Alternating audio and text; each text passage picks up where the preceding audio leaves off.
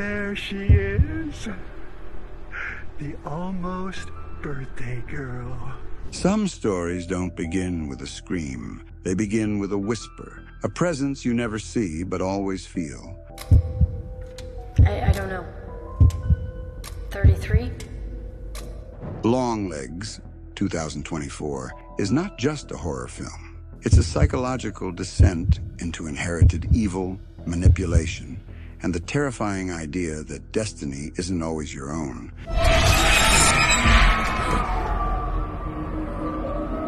Through coded letters, ritualistic murders, and the cold isolation of rural America, the film asks a haunting question. What if evil isn't chosen, but passed down? This is Longlegs, explained one secret at a time. The film opens in the 1970s Oregon. A young girl named Lee Harker lives with her mother, a quiet, stern woman who moves through life as if carrying a secret too heavy to speak aloud. Their home is cold, cluttered, and dim. The world around Lee feels muted, dreamlike, as if reality is always one step removed. We watch Lee wander through the house alone. She opens a door she isn't supposed to. She sees something, a silhouette, a figure. Her mother slams the door shut. Her expression is a mix of terror and exhaustion. "You don't want to see that," she whispers. And we instantly understand. Monsters don't always live outside the home. Decades later, Lee is an FBI agent. Quiet, extremely intelligent, and unnervingly intuitive. She speaks little, but observes everything. Her colleagues consider her strange, brilliant but distant, like someone permanently existing in two worlds. She's assigned to a series of unsolved murders known as the birthday killings. Each family murdered on the birthday of the mother. Each crime scene identical. No signs of forced entry, no struggle, no fingerprints. Father kills the family, then kills himself. A case with no pattern, no motive, no physical evidence. But Lee senses something old, something familiar. She tells her supervisor, he's not killing them. He's making them do it.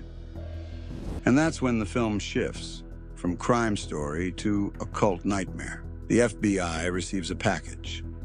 Inside, a letter from the killer known only as Longlegs.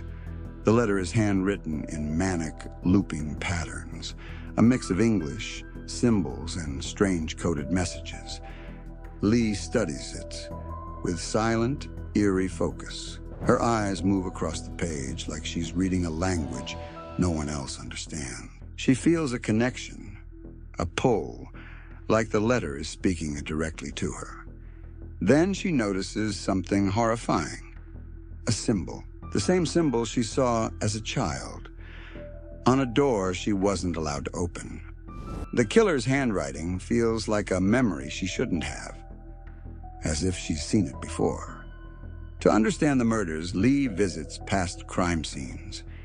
Each house feels frozen in time. Toys left in hallways, dishes still on tables, birthday decorations still taped to the walls. It's domestic horror at its most intimate. In every home, she senses the same thing. A presence, something lingering, watching. Not the killer, but the aftermath of something ritualistic. One home in particular terrifies her, because it mirrors her own childhood home. The wallpaper, the photographs, even the layout. For a moment, she wonders if she's walking through a memory instead of a crime scene. That's when she hears a whisper. Her name. Lee, but no one is there. We finally meet him, Longlegs, played by Nicolas in a performance that is both theatrical and deeply disturbing. His face is pale and doll-like, his movements jittery and unnatural, his voice a blend of nursery rhyme, sing-song, and demonic cadence. He's not just a killer, he's an orchestrator.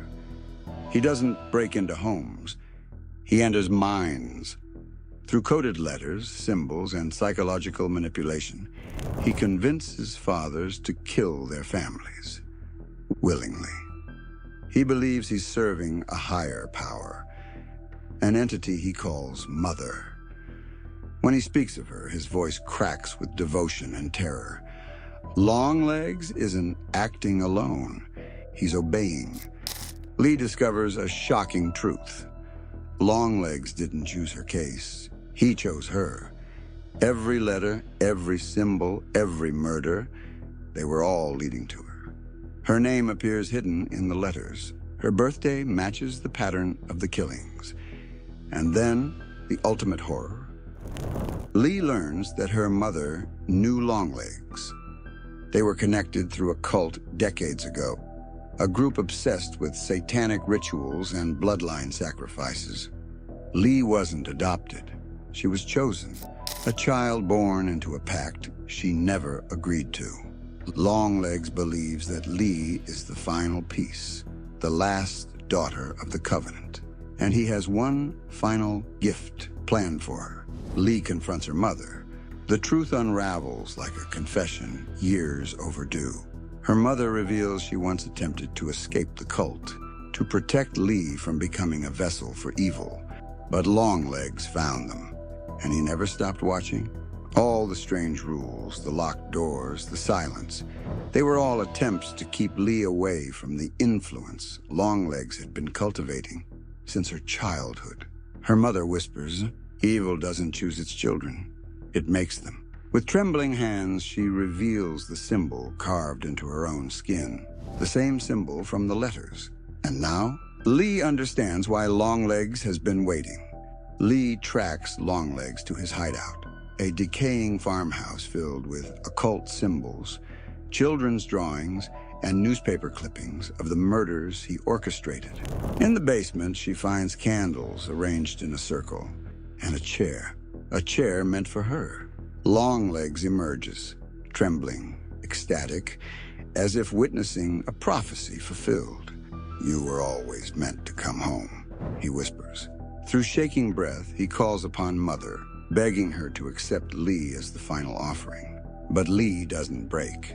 She shoots him, ending his ritual, cutting the cord tying her to the darkness. As he dies, he gasps, "She'll still come for you." And with that, the house collapses into silence. But the horror hasn't ended, because as Lee leaves, her eyes shift, subtly, chillingly, as if something has awakened inside her. Longlegs is about inherited evil, the kind passed not through blood, but through trauma, fear, and exposure. Lee isn't destined for darkness. She's shaped by it, forced into a battle that began before she was born. Longlegs represents a terrifying idea. Evil doesn't need to kill you to control you. It just needs to convince you it knows you better than you know yourself. The film blends psychological horror with occult symbolism to show how manipulation becomes generational, how the horrors of parents echo through their children. Lee's victory over Longlegs is not a triumph. It's a question mark, a lingering doubt. Because the film leaves us wondering, did she break the cycle or become part of it? That's the genius of Longlegs. Evil doesn't die and it waits. Longlegs is a descent into psychological dread. A film where nothing screams, yet everything suffocates. It's not the monster you see that terrifies you. It's the monster that has been waiting for you your whole life. Thanks for watching the Pulse movie. Subscribe for more cinematic explanations, psychological horror deep dives, and modern masterpieces. Explained one heartbeat at a time.